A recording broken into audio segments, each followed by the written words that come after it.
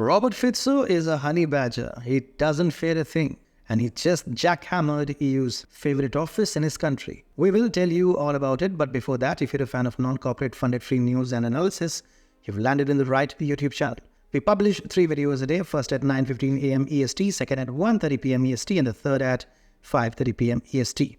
So if that's of interest to you, tell us if Robert Fico is Europe's honey badger, who is Europe's fox? Okay, let's begin. On March 20th, Slovakia's government took the significant step of dissolving its Special Prosecutor's Office, an action perceived by European Union officials in Brussels as a contravention of the principle of the rule of law. This move has drawn criticism, especially from those who oppose the government's stance on sovereignty, peace negotiations, and immigration policies. Robert Fico, Slovakia's Prime Minister, who secured his position for the 4th time in October, has notably diverged from the Western liberal consensus in Europe by aligning with positions similar to those of Hungary's Prime Minister Viktor Orban. Fico has publicly criticized initiatives for pro-migration, European Union federalization, the promotion of transgender rights, the culture of wokeness, and the imposition of sanctions against Russia. Instead, he advocates for peace talks to resolve the ongoing conflict in Ukraine. Such statements and policies have caused discontent in Brussels, culminating in the European Parliament's January resolution. This resolution condemned Slovakia's nationalist government for amendments to the nation's criminal code, notably the abolition of the Special Prosecutor's Office. The dissolution of Slovakia's Special Prosecutor's Office has sparked a complex debate, underpinned by accusations of political bias and misuse. Robert Fico, along with his supporters, argues that the office under the leadership of Daniel Lipschitz, his political adversary and the former justice minister, was exploited by the previous administration as a tool to suppress political opponents. Katarina Roth-Nevedlova, a member of the European Parliament from the ruling Smer party, echoed this sentiment in a recent media interview.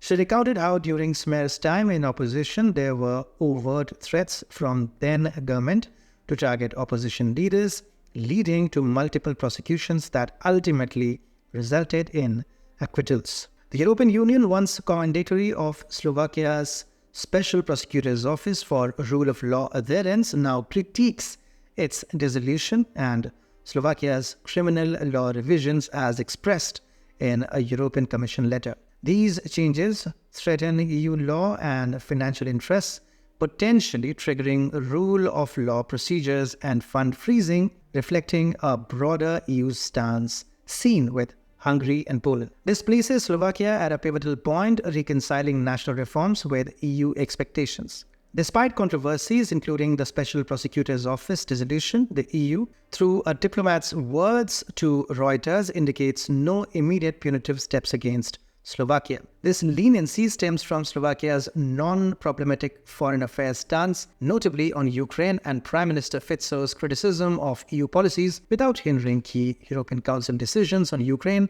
thus softening concerns about Slovakia's foreign policy. However, internal policies, particularly the reform of public broadcasting, have ignited further debate. The Slovak government's decision to overhaul the national radio and television broadcaster, including the introduction of a new organization and leadership, has drawn criticism. Culture Minister Martina Simkovikova defends these changes, arguing that current broadcasters' bias towards mainstream views and its censorship of alternative perspectives necessitate reform. This move has irked liberals both within Slovakia and across the EU, contrasting starkly with the EU's more sympathetic engagement with Poland's new leftist-centrist government, despite its similar aggressive approach to national media. This dichotomy highlights the complex interplay of political, cultural, and media-related reforms within EU member states and the varied responses these actions elicit from the European Union itself. In Slovakia, the political landscape is marked by escalating tensions and public demonstrations against Prime Minister Robert Fico's government, with a significant protest occurring last Friday.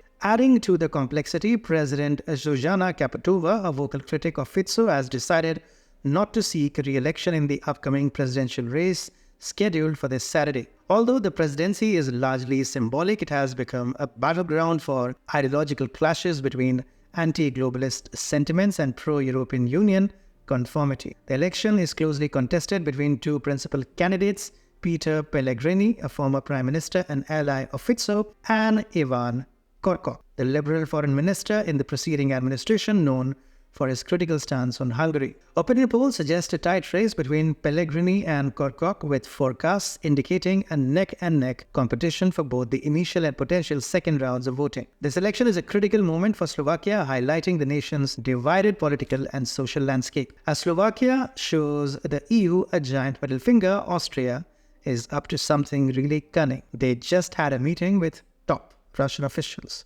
Here is what really happened.